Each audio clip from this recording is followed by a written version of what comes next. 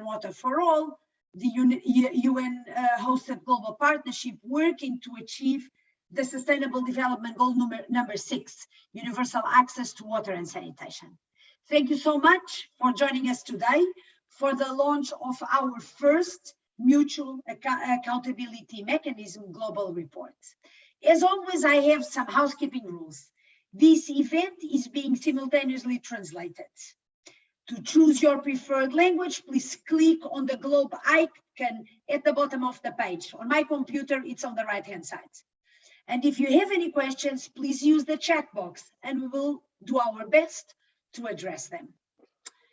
As a human rights lawyer, I have always been an advocate for the transformative power of accountability. Accountability is about how we translate promises into action and aspirations into reality. Let's be honest, accountability is not always the most popular concept. We know that, but we know also that if we are serious about our goals and we have a very serious mission to achieve universal access to water and sanitation and ensure the enjoyment of the human rights to water and sanitation for all, always and everywhere, then accountability must be fully integrated into all that we do. We have no time for empty promises, and we owe more to the people who still are not enjoying these human rights.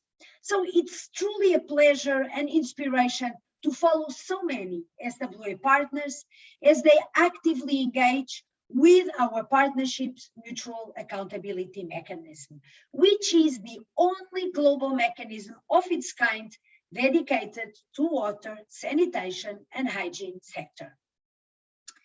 The partners, the SWA partners created the Mutual Accountability Mechanism in response to the ambitions of the Sustainable Development Goals and building on the partnership's SWA's previous commitments process. We have taken up the challenges outlined in the 2030 Development Agenda to engage on accountability through multi-stakeholder processes, to provide spaces for all actors to commit to and be held accountable for achieving the SDGs, and particularly in our case, obviously, SDG 6 on water and sanitation. This inaugural report that we are launching with you today covers the first 3 years of the SWA Mutual Accountability Mechanism, the multi-stakeholder cycle of defining priorities, of making commitments, of monitoring progress, and of renewing collaborative action. It explains how this mechanism can support partners in their efforts to deliver on our collective strategic objectives and ultimately realize the human rights to water and sanitation for all and achieve the water and sanitation related targets of the Sustainable Development Goals. And the human rights law, states are obliged to ensure the realization of the human rights to water and sanitation. We know that effective approaches involve diverse stakeholders in participatory and transparent processes. The Mutual Accountability Mechanism provides a platform to facilitate these multi-stakeholder efforts to elevate the political will and strengthen systems and good governance to ensure water and sanitation for all. Everyone has a role to play, and I do urge all actors to get involved and seize this opportunity. As I said before, we don't have time to lose. I will now give the floor to my dear colleague Mariana Simpson, who is SWA's coordinator of the Mutual Accountability Mechanism and who took the lead on preparing this important report. And I would like to take this opportunity to warmly congratulate her, as well as Virginia Roth and Lucinda O'Hanlon, who very closely worked with her in making this session a reality and in making the report come to life. Mariana, please tell us a little bit more about the MAM, as we like to call it, global report. Thank you, Catarina. And yes, thank you, Virginia and Lucinda, for all the support. And greetings to everyone joining us today. Well, the process of preparing this report has provided a great opportunity for us to pause and think about what we have achieved since the Mutual Accountability Mechanism was launched just 3 years ago, as well as to critically engage with the challenges we have faced and how we can address them in the next 3 years. So before Virginia starts sharing her screen to show you some slides, I'd like to invite you all to access the SWA website and download the report. And my colleagues will also share the link in the chat box. So if we can share the screen on the first slide.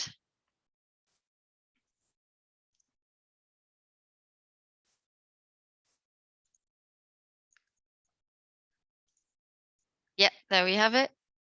Before I lost you for a second. So this is the SWA's first global report on the Mutual Accountability Mechanism. If we can go to the next slide.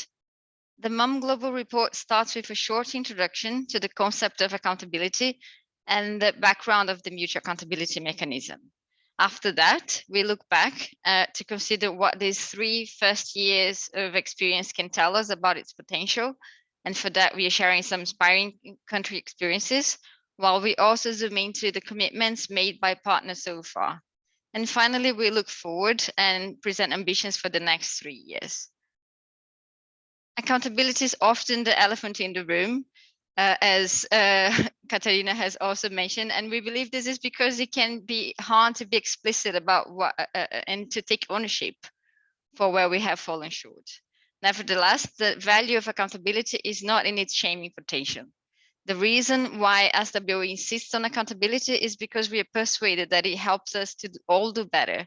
It helps us see gaps and missteps, and as a result, pushes us to continually improve.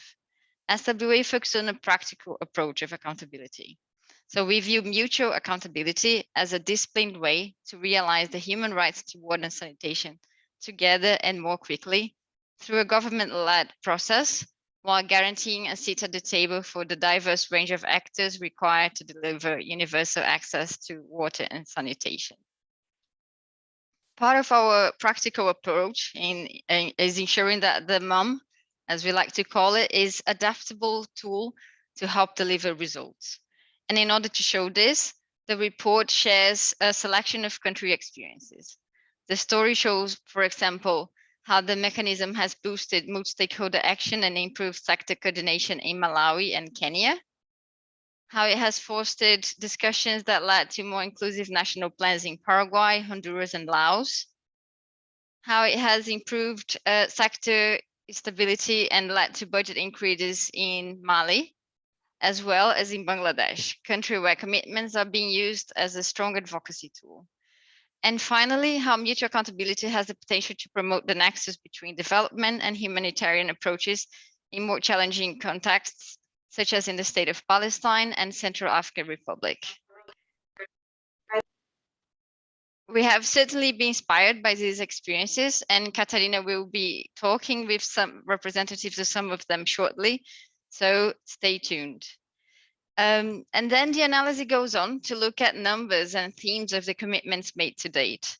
We see, for example, that besides reflecting their national priorities, partners are often guided by SWA frameworks when setting commitments. And this means that most commitments are focused on the development of national plans and strategies, financing, sector coordination, targeting inequalities, and monitoring. There has been a steady rise in the number of commitments since the MUM was launched, and we currently have 346 commitments tabled by over 140 partners across all constituencies from every region around the globe, including by 50 national governments. And this is a very impressive number.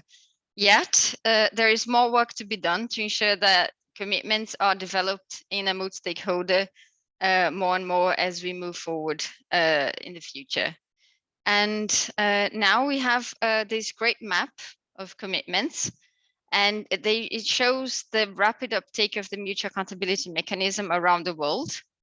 And the different colors in the circles represent which constituencies have table commitments in each country. And one important next step is that these colors or these constituencies are diversified in the commitment making process. And while the global report celebrates our achievements, pursuing the ambition of mutual accountability also comes with challenges.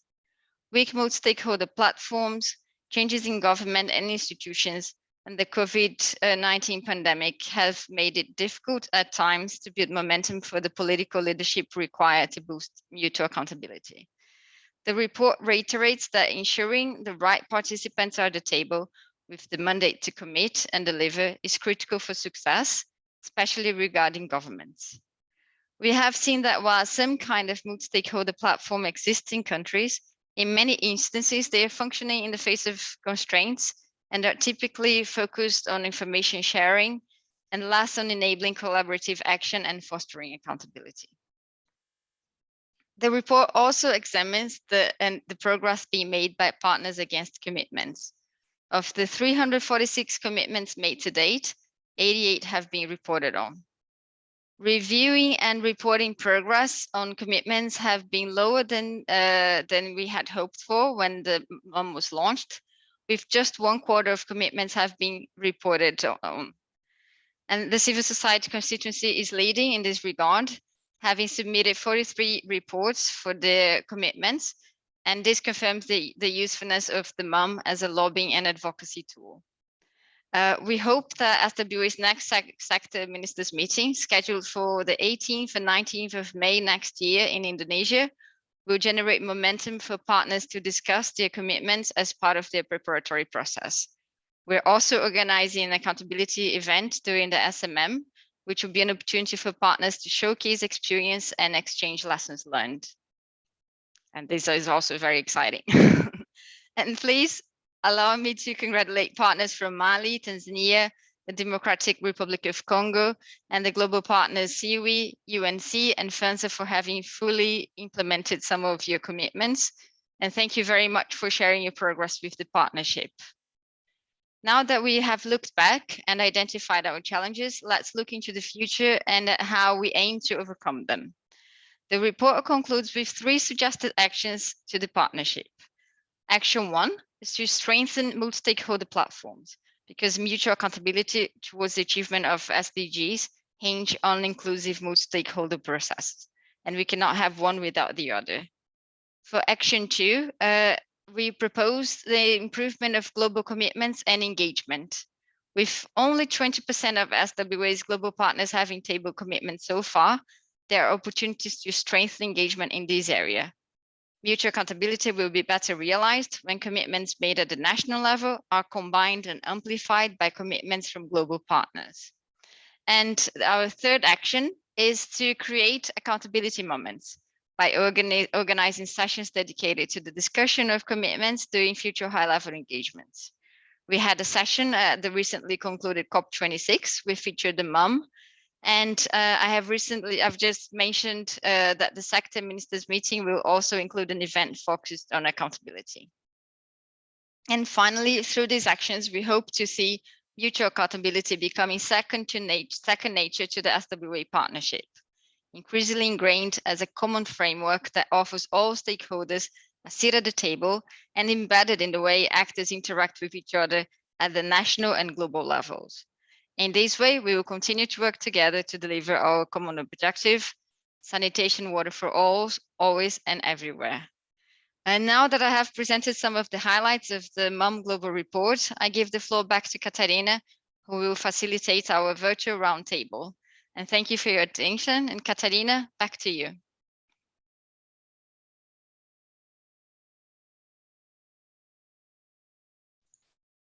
Obrigada, Mariana. Thank you so much for guiding us through the report. And without further ado, I would like to start our virtual roundtable with the participation of some distinguished panelists who are our focal points also. Mr. Djouro Bocoum, National Director of Water Supply from the Government of Mali. Ms. Majeda Alawneh, who is the National Wash Director of the Palestinian Water Authority from the Government of the State of Palestine, and Mr. Zobair Hasan from the Development Organization of the Rural Poor, DORP, a network of civil society representative from Bangladesh. Each one of you will have 5 minutes for this first round of questions, and I will try to make sure we follow this limit so that we have time for more than one question. So let me change the language.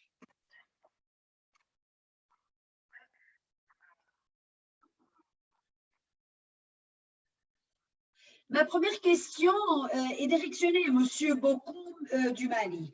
Le Mali, Monsieur Bocoum, est un pays partenaire particulièrement engagé dans le SWA. My first question is for Mr. Bocoum in Mali. Mali is a particularly engaged SWA partner, and as a pioneer country, it helped to test the mechanism. Mali has a focal point for all constituency, and each constituency has made their own commitment to support the commitments made by the government. You introduced an annual consultation framework. So we really congratulate the government to have committed to facilitate a dialogue, and it has improved access to drinking water by 2% per year. My first question is the following: what is the role of the Mutual Accountability Mechanism in improving multi-stakeholder dialogue in Mali? Please tell us how having aligned commitments for the sector helped secure budget increases, for example, and had ensured access to water and sanitation to the most vulnerable. Very much, Mrs. Catarina, and thank you to the whole team for your support. Thank you for having made available this excellent tool from November 2018 until now. And immediately Mali started to make commitments in multi-stakeholder process, and all stakeholders made commitments within the government, with our technical and financial partners, and the civil society as well. And all those partners really committed to redouble our efforts. We had a platform, and this mechanism is actually reinforcing this platform for the government to achieve its objective. We wanted to develop our policies and programs. And one of the main items in our policies is accountability. We're now creating a national program for WASH. We have a difficult socio-political situation, a difficult security and sanitation situation, but we've made a lot of progress. And we had a dialogue on funding of the sector, which has led to a range of commitments, and it has allowed us to make progress when it comes to drinking water. And various groups have now better access to drinking water. We now have a project for 5,000 connections. So more than 1 million people will now have running water at home. The mechanism have allowed us to strengthen the relationship between finance the finance ministry and the wash ministry. We now have a program.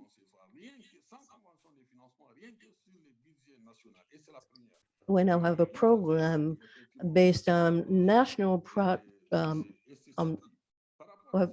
we have a program based on national budgets to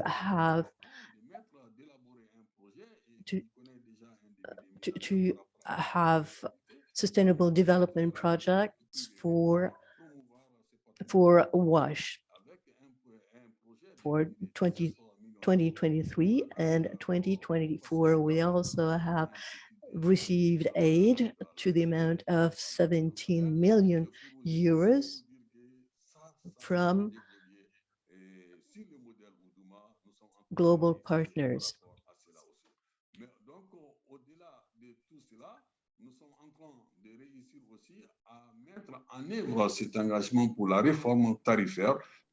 But we're also working on tariff reforms, and we're going to organize a panel to raise the funding to have the infrastructures that we need to meet the SDGs. So this is what we're doing in Mali. We've made progress in thanks to the support of SWA, and it made it possible for us to have better traceability regarding our funds with tracking. It is a very good tool, and we do thank SWA, and we want to keep on making progress. So thank you, Mrs. Catarina. I kept my time. If you have more questions, please do not hesitate. Thank you very much, Mr. Bocoum. Thank you for your explanation. I think that the MAM mechanism won't be anything if it's a paper left alone. It will only be a promise if that is the case. But in the case of Mali, you have taken this promise and used it in order to reach changes in the country.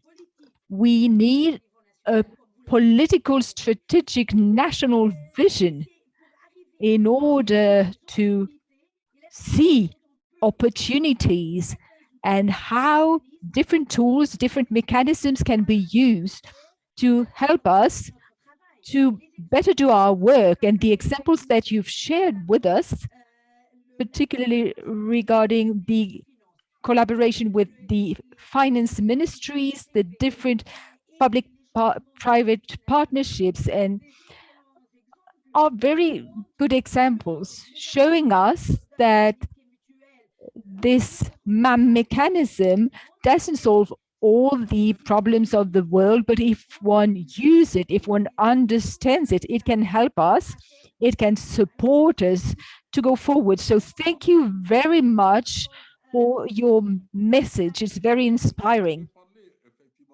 You also mentioned the political commitment, and I want to underline that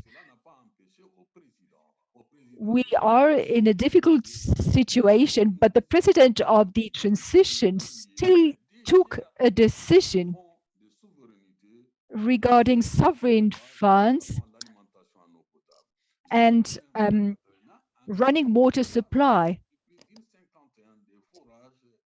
We have about 50 drilling points, running water, and this regulation made it possible for thousands of people to have a better life. So I want to tell you, it's true that we are undergoing a crisis, but our sector is supported by the highest authorities of our country. Because of what we've been able to build with our policy documents, focusing on our priorities. Thank you very much again. dear Bocoum. I will move forward now because the time the time is advancing.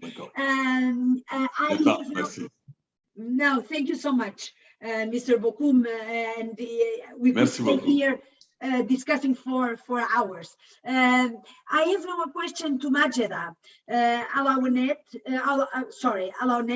who is the National Director for WASH of the Palestinian Water Authority. The water, sanitation and hygiene sector in Palestine is coordinated, as in many other partner countries, by the WASH cluster, with a focus on the urgent humanitarian needs of people in Palestine, as opposed to government-led, longer-term development focus. Still, the WASH cluster model shares characteristics with a mutual accountability mechanism, such as convening a wide range of stakeholders to identify common challenges, plans, and priorities. Moreover, the priorities set by your government through the commitments tabled under the MAM are focused on longer-term goals, such as exploring innovative financing options for infrastructure development, pursue sector reform, strengthen water quality monitoring and regulation, and so on. So my question to you, Majeda, can mutual accountability, or being more direct and pragmatic, if I may, SWA's mutual accountability mechanism, can it be a useful tool to help promote the nexus between development and humanitarian aid in your country? In such a challenging context, do you believe that the framework that helps stakeholders picture how the sector might progress beyond the humanitarian response to have longer-term development goals could be useful for your country? I think this is interesting because of your particular situation, but also for other countries that find themselves in this phase of transition. Majeda, over to you, please.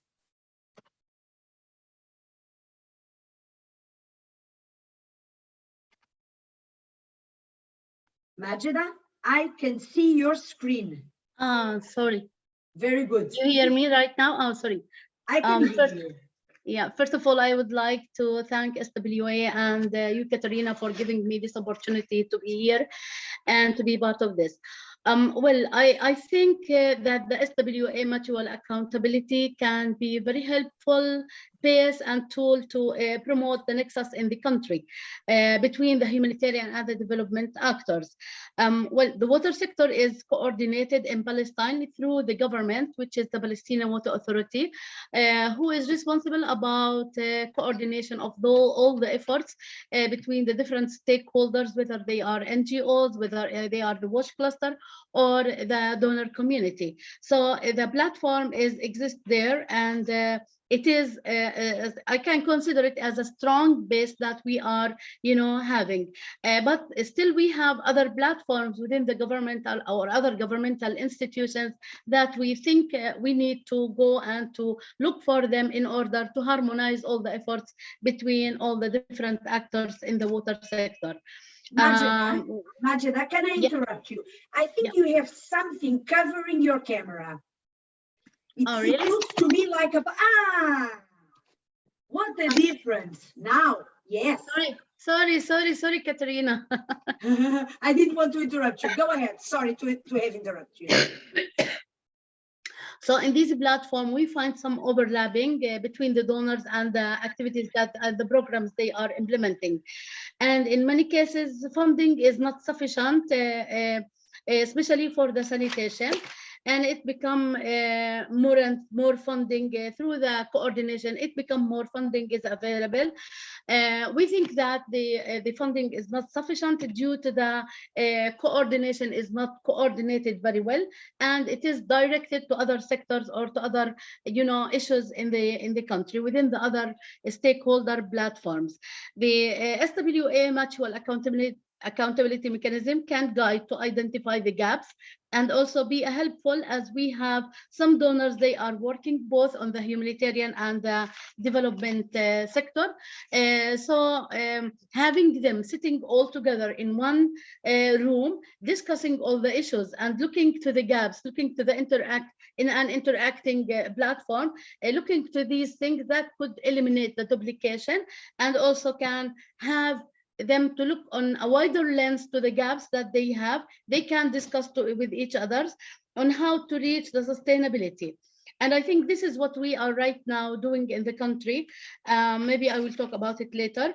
And they need to coordinate and to be more accountable to their people, to their government, who give them the money, the donors. They get the money from the donors, so from their government, from their people, you know, and they need to be accountable to their people, how they spend this money, how do they interact with others, how do they cooperate with others. So so this is, I think, is very important for us. Some of the donors, they are funding some NGOs as well through the WASH cluster, and they are so there's the accountability and transparency with all donors when they sit in one room and doing the coordination will be more, you know, more transparent, more visible to others, you know, how they are funding, who they are funding, which sectors, which organization, which part of the country are they funding the humanitarian only, or they have to link it with the development. But actually, when it comes to these coordination platforms, it becomes better utilizing of the resources. Nowadays, we are better utilizing the resources. We have more effective and responsive to the people, taking into consideration, leaving no one behind. And the results become more coordinated. More people, they are benefited from the service as we are delivering that. And more people, they are reached. We eliminated the gaps. But we still strengthen the coordination between the multi-stakeholders. Now they start to think how they can merge, you know, they can merge their effort, how they can work together in more sustainable solution. And as a water sector, we normally develop the water and the wastewater sanitation strategies. These are for 2032, and all the donors now, they are you know, taking this as a guide for them, so they are working according to the national plans and to the national strategies. They do respect the priorities of the country, and they are working on that. Whether due to this political situation and due to the political concerns that we are facing, sometimes it's difficult for them to merge between the humanitarian and the development, because we have some remote areas that you cannot you cannot apply any development issues there, and you cannot say that we want to implement any developmental actions there because of the situation there, as well as the governance part cannot be implemented there. So it is the only thing that we are facing for the humanitarian that cannot be there. But we have, you know, we are working on the sector reform with the development actors. We're working on the tariff system right now. We're working on reducing the water service providers from 300 service providers until we are reaching, you know, 3 utilities that will be functioning. We develop a roadmap for that, and we will develop that. We introduce a master plan for the most vulnerable communities in order to reach the sustainability. We invest that, and the donors, they like these kind of plans. They like the sustainability. They like the approach, and I think they are working with us in this issue.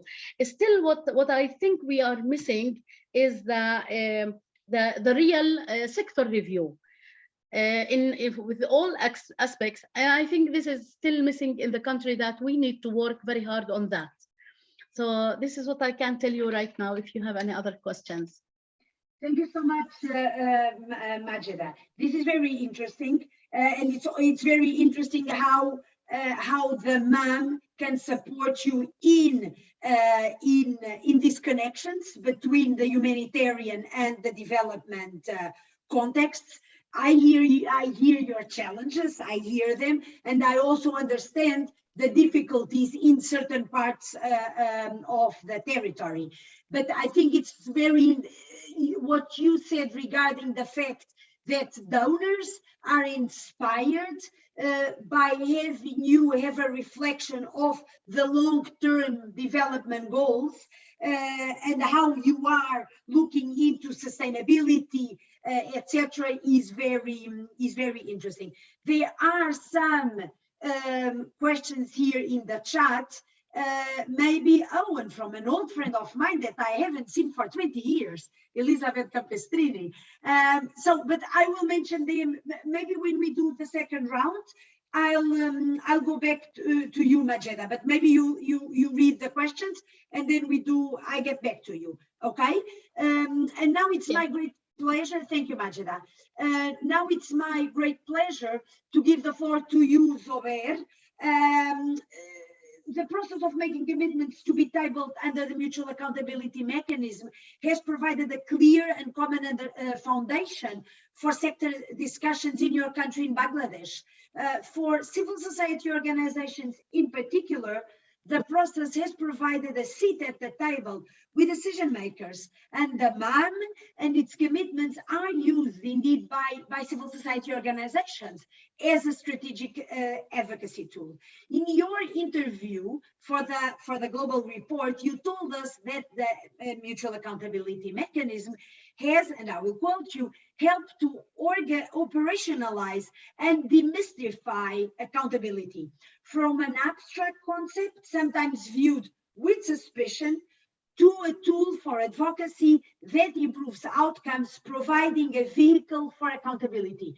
Of course, this is music to my ears, and it's exactly what we were aiming to achieve with the MAM. So, Zobair, another beautiful song we hear from Bangladesh, and I will jump straight to it because I'm very excited and want to hear more, is that the government has not only acted on the commitment to, and now I will quote again, increase government's yearly budget by $250 million for the sector, reducing the budget gap by 50% in each fiscal year, but has greatly surpassed this goal, increasing the budget by 75% and raising it from approximately $795 million in 2018 to $1.4 billion in 2021, as well as 22.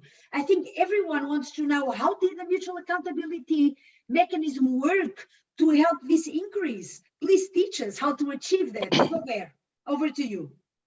No, thank you very much. I think, Catarina, this is a very important and exciting moment for us, because we are launching the Mutual Accountability Mechanism book, and we are very grateful to express our success from Bangladesh. And yeah, what you have mentioned, that is really exciting, and we were also not very much expected about this whole result or change, because Mutual Accountability Mechanism, it's a mechanism which was very new for our constituencies, including the CSOs, private sectors, external support agencies, and also the government. So this has given a opportunity to bring all of these stakeholders in same table and discuss and raise the issue on the budget. And as you know, that Bangladesh is facing the lack of budgeting for water, sanitation, hygiene since last decade, and there was a lack of opportunities how to bring attention of the government and the policymakers to increase the budget allocation for these purposes, particularly because our budget is fragmented from various departments and ministries.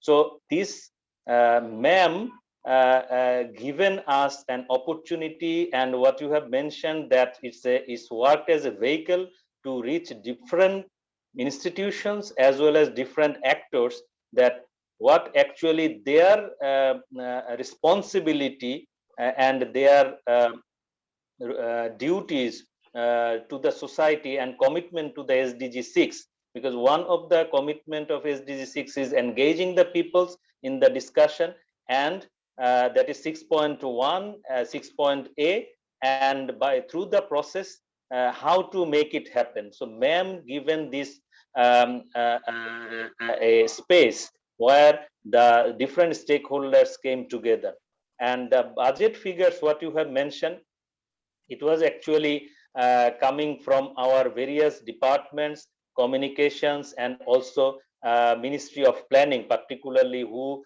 provides the development budget, because we have the revenue budget and development budget. Mostly we wanted to establish the hardware, because we have to cover the safely managed sanitation around more than 50% of population.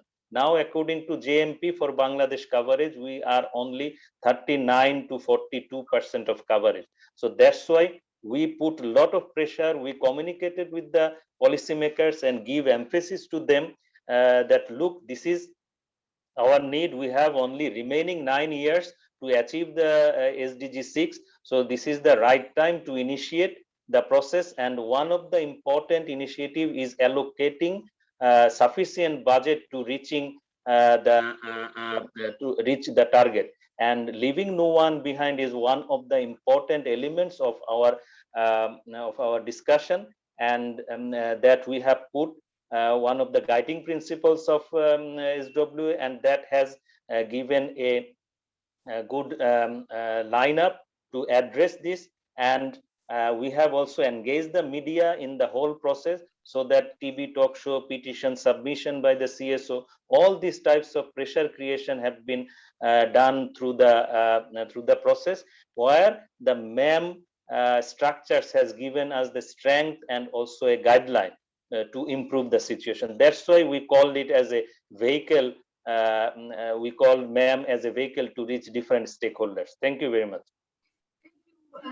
Zobair, yes, I'm unmuted. Thank you, Zobair, for your explanations and for sharing with us the success or the secrets behind this success story. And I do hope that this will be replicated in other countries, that other countries are also able to use the mutual accountability mechanism as a way to improve budgeting and the allocations for the sector, as well as better governance and other of the building blocks that are indispensable for the sector to thrive. We still have 15 minutes, and I would like to go back to you, Majeda, if you allow me.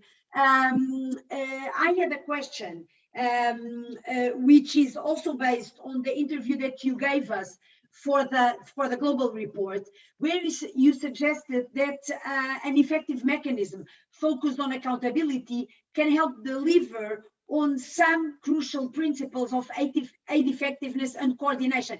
You talked a little bit about it already in your intervention before, but can you be even more explicit on how you see this happening? And can you tell us a little bit more about the challenges that you are facing in making mutual accountability and aid effectiveness a reality for your sector? You mentioned the accountability of the donors towards their own taxpayers, right? I would say there is another type of accountability of the donors towards the populations in the countries that they are supporting, in this case in Palestine. How do you see all of these playing out together? Also, there is a question by Jane, which is also related to funding for the sector, where she said, where she recalled that you mentioned that coordination is preventing access to more funding, especially for sanitation. Is this what you said, and what has been done to address this? Jane asks. Over to you, Majeda. Are you around now? I don't see you somehow. Oh, I see you again. Yeah, well, thank you, Catarina. I think the recognition of the accountability in Palestine for aid effectiveness and the coordination between the multi-stakeholders, the government, the donors, the NGO, the private sector, it becomes an important element nowadays. We have now, how can we see that? We have right now all the financial agreements with the donors for the aid effectiveness. It comes through the government. It comes between the cabinet and the Ministry of Finance. So everything is coming under one umbrella, and then the different sectors, they are, having some kind of, budget for them, so they can manage their sectors. Like the water sector, we have some kind of, financial resources for that. The donors now, they making their efforts harmonized, more arranged, more aligned to the context of the country, and more aligned with the national priorities, the national plans. Now, if you go to them right now, they will ask you, what is your priority? Where is the area of intervention that you would like us to intervene? Before, they were coming with their own agenda that we want to intervene in this area and with this subject. And sometimes it's not visible. Sometimes you have commitment from other donor who is working in that area, and then they are coming with a plan that is not needed in the country. So the effectiveness of their aid was almost coming to down. But nowadays it become more and more better these days. Actually, for that, in order to do this kind of harmonization of the effort, we created, beside the wash cluster, we created also other thematic working groups within the PWA. One is for the wastewater, who having these thematic working groups. They having donors, they have private sector, they have NGOs, they have some stakeholders from other governments that they are participating in that. So everybody sit and they discuss on on a transparent issue. We have thematic group for the wastewater, we have a thematic group for the desalination in Gaza, and we have also a thematic group for the governance, because it is a lot of work is going to be done within the reform in the country. So this kind of thing that make the aid effectiveness more and more better than before as well. And the nature of the wash sector in Palestine is challenging. And the main issue is the political situation that we are facing, which is we have limited access to the water resources. And this is make it difficult for the government to apply its commitment to the people to deliver the water in the quantity and the quality that they need on the right time and everywhere. So this is a challenge. More else, the permitting regime. Sorry, asking about some. I think is it Elizabeth? She was asking on the why is the sanitation? The sanitation has been exposed to many delays, because if you want to build a sewer system, you need to think about the disposal, the safe disposal of your effluent, of the wastewater. And if you want to do a sewer system and dispose it to the environment, you are harming the environment. And then you should think about having a wastewater treatment plant. A wastewater treatment plant need a permission, and this permission, it took longer. For some areas, it has been for 20 years and we couldn't get the permits. Besides, there are other social issues that they were preventing. But we are progressing nowadays, the donors, because we put this on the table. We said we need to have the sanitation. Now they start to think again in putting their aid effectiveness in the sanitation sector. So these are some of the challenges. The overlapping between between the different stakeholders and the governmental institutions, the roles and responsibilities sometimes make it a challenge for the aid effectiveness in the country. As well as I think since 2021, we started to harmonize with other stakeholders to apply the national standard developed by the BWA, but still some NGOs, they are not accountable to the government. They work by themselves because they think that we are preventing them to do the humanitarian issue, and they want to do what they like, not according to the priorities or to the need. And one important issue is the accountability to the public, to have the availability and the credibility and the timely and adequate information that they need. This is still a challenge.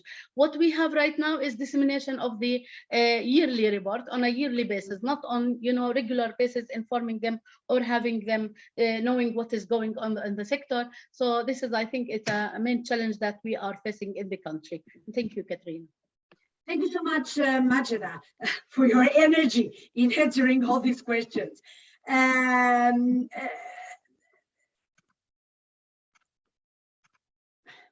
Monsieur Bocoum, si vous êtes encore là,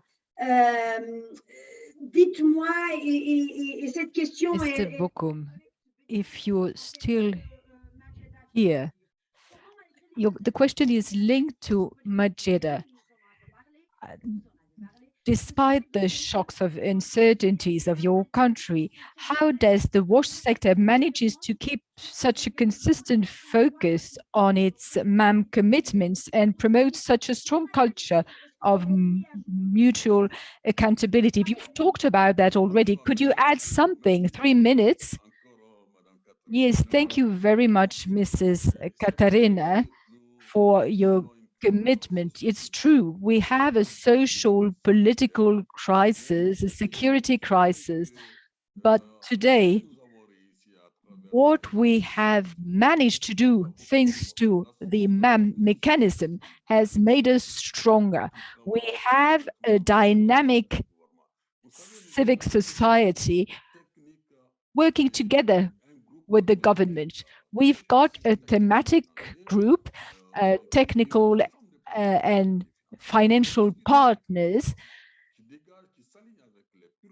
discussing with the government, aligning their priorities with those of the government. And that has made it possible for us to integrate the MAM mechanism, and we are aligning to the principles of the government, and thereby we have a unique governance problem regarding the wash sector.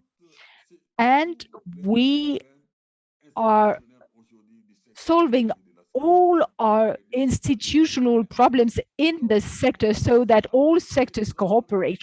We have managed to do that, and despite the social political crisis, we've been able to promote even more private investment. You know, this MAM mechanism has made us stronger. In my case, during the past 20 years, I've been working in the sector, I've been in all regions, but today you have high officers telling us that we have a minister who's really committed to the wash sector, and the consultation we have every year is a success. This year we had 3 ministers, 1 at the opening and 2 while closing the meeting. It shows the will there is within the government. And this wash sector, you know, I was invited by the Malian television, and the transition president, when he decides to invest in drilling to supply water to the population, it's a strong sign to everybody, to our funding partners. It gives an image of security. So we're working, we've made progress, and I'm sure that with the support of the finance minister, we will reach our goals in 2030 at the latest. Thank you very much for your commitment. Thank you for those words. I want to congratulate you for your engagement, for your political vision, for your everything you've done in Mali for the SDG 6. Now, to finalize, Zobair, we only have 3 minutes.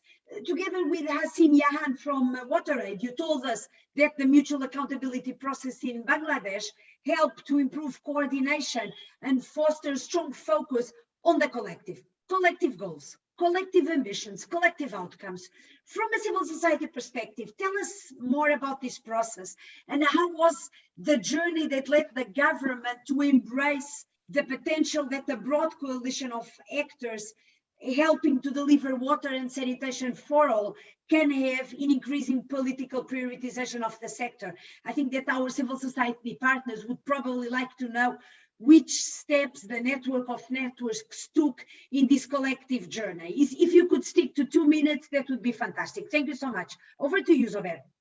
Yeah, thank you very much. I think at the beginning of our discussion, I mentioned that the MEM is working as a vehicle to reach different stakeholders and also reaching to the unreached in terms of the policymakers as well as the CSO and also CBOs.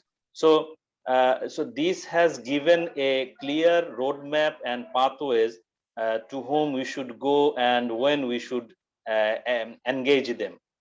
And among the whole stakeholders, the civil societies as well as the private sectors and also media has put a lot of energy and also interest because this has given a common platform to all of these constituencies, because mutual accountability it's a kind of mechanism. There is no other engagement or the issues of the vested groups or interested groups. It's helping those who are really want to engage and improve the situation. And before this mutual accountability mechanism, only there was the accountability system. The CSO only make accountable government, but what is the role of CSO? That was also not clear. What is the role of private sector? That was not clear. But last couple of years, through the process of the SWA, the different stakeholders were engaged. The media has brought the attention of the local government systems and the other health ministries and the planning commissions. And through the whole process, different stakeholders as well as the civil society and CBO had got a platform to express their need. So through the process, this has given a guideline and also opportunity to talk about the water, sanitation, hygiene. As I also mentioned that our budget of WASH was fragmented.